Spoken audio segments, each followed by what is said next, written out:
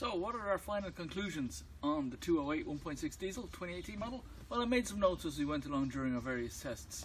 So I'll give you a breakdown of what we thought, and then I'll give you an overall percentage score at the end, as we usually do. So,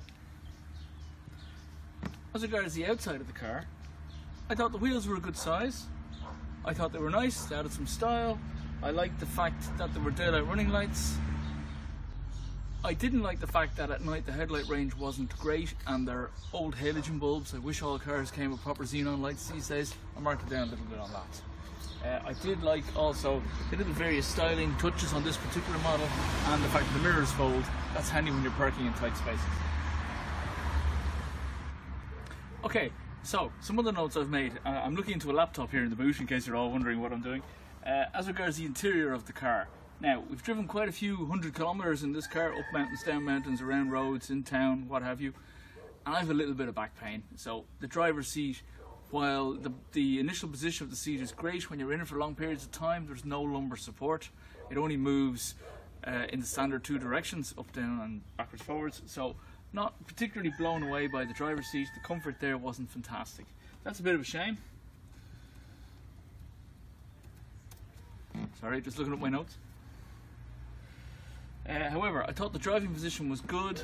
I thought the control layout was good. I thought the cruise control was easy to use. I like the Peugeot's new iCockpit design, where they've put the dials further back so you look over the steering wheel to see the controls and the dials, because it obscures the bottom part. So the illumination controls for the dashboard are obscured. At the very bottom of the dials are obscured. I didn't really like that one.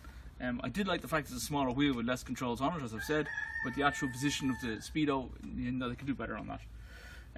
I like good air blowing on me when I'm driving. The vents are in good position. I've sat in cars where you can't get air blown onto yourself at all. I like that. I like the fact that it's the Peugeot air conditioning with the fast auto and the soft auto and what have you. Thought that was quite nice.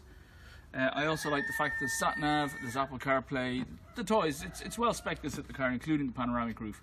However, this particular one does not have auto lights, auto wipers, that kind of stuff.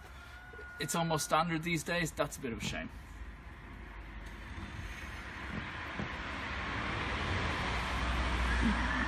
For the rear passengers, there's good legroom, but there's nothing else. There's no lights, there's no power sockets, there's no central armrest. Fine if you're driving for 2 minutes every month. Not great if you're driving kids to and from school all the time. That's going to become a problem. So that wasn't great. It has good road holding, it has good power delivery. I liked the gearbox. The gearbox is well matched to the engine. The ratios are nice in the gearbox. First gear doesn't last too long, but isn't too short either. We've seen that before.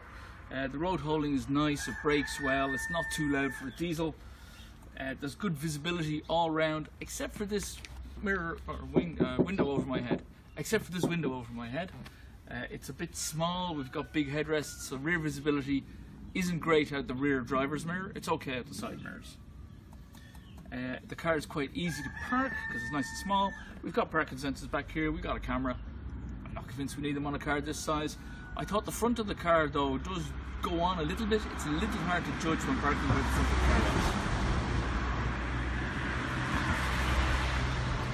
And then finally, in the engine bay, everything was easy to get to. You could check your oil levels, you could check your brake fluid and washer fluid levels, that was all fine. You couldn't get to the air filter too easy. That would be a problem because these are all things that a driver can maintain themselves.